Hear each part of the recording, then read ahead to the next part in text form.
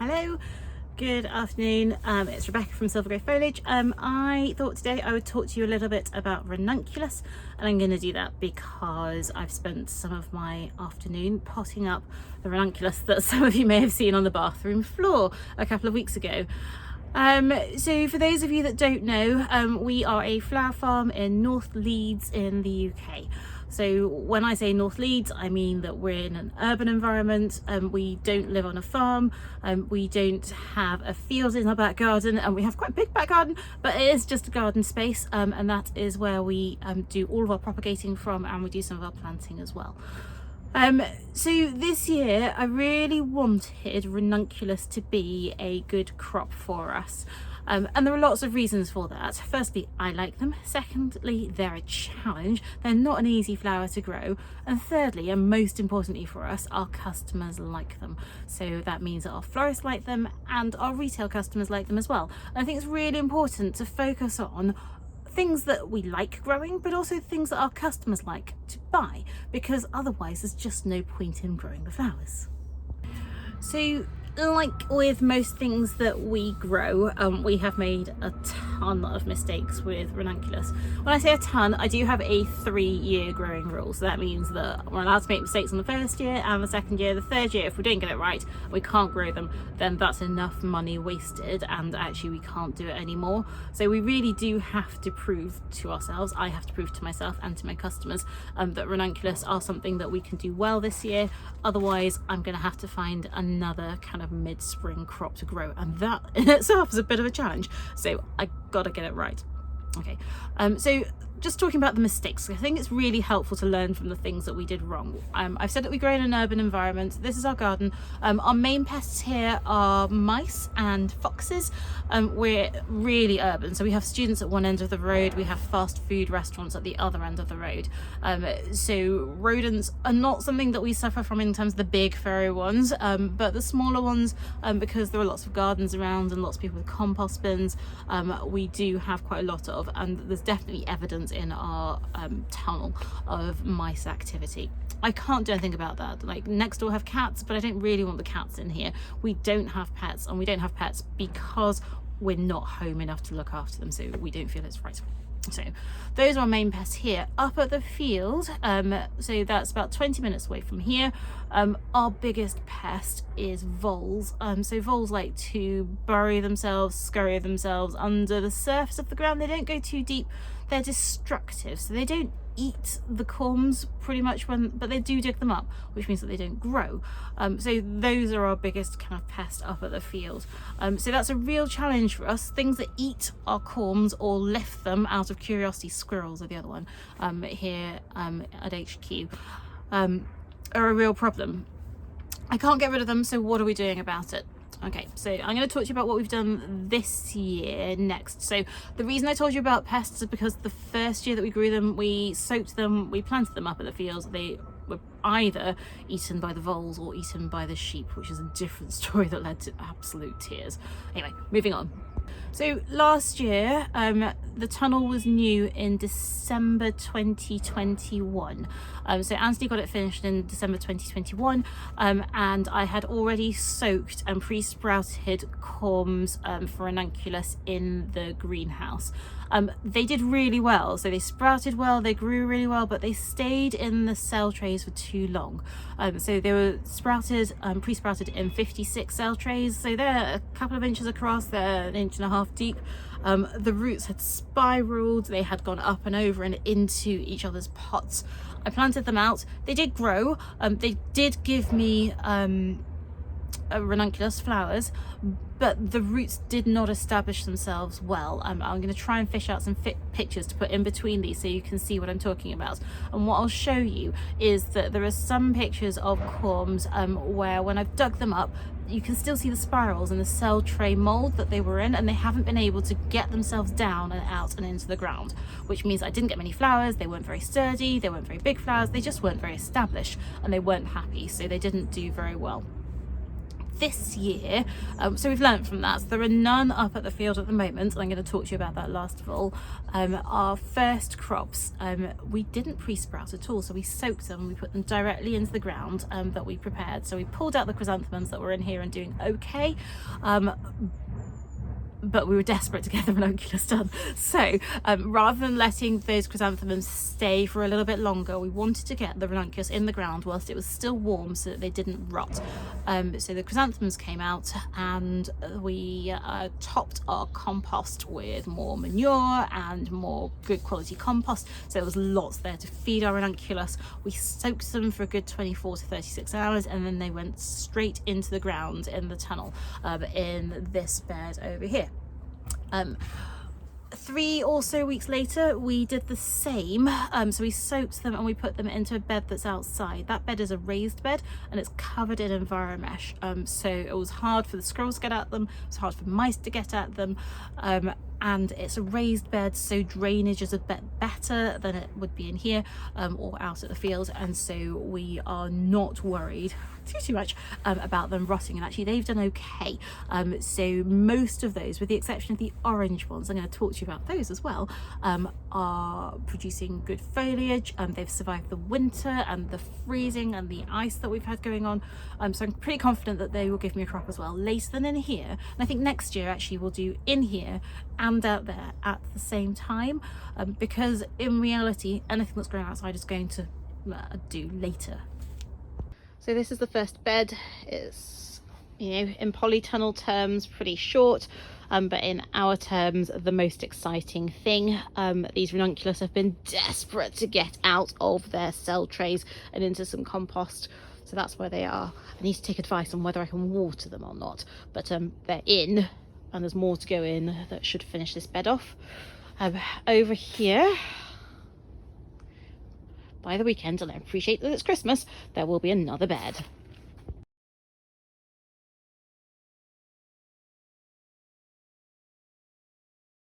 So what we are trying to do all the time with these ranunculus is to get them to establish their roots really well into the ground, so that they're happy, so they're feeding, and so that they give us good flowers.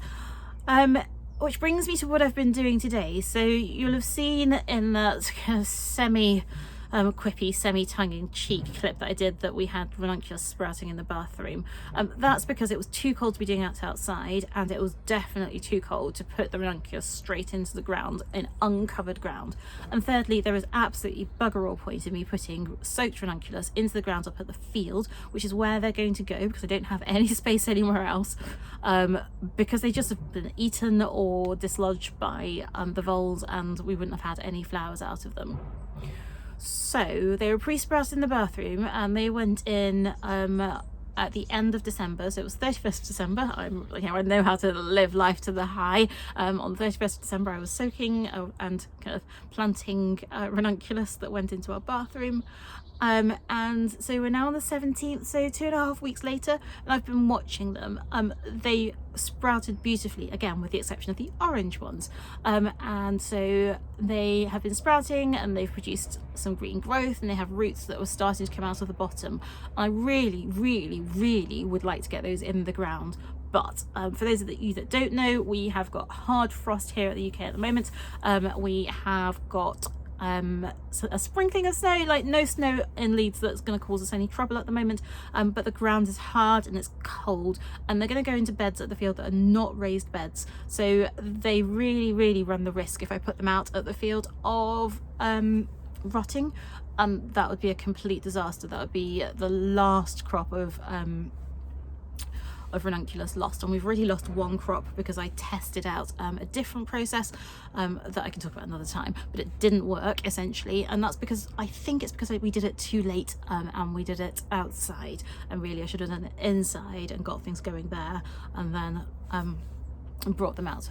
So lesson learned. That lost us about £70. I can't do that twice, so this lot are going in the field, and today I've made the decision to pot them up. So potting up plants is expensive.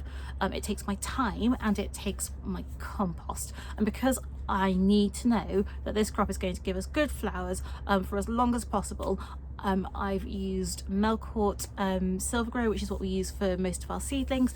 And the reason I've used that is because I know that it's good quality compost and that it's going to feed our ranunculus well. Now, there's a couple of little clips about that. I'll pop that in.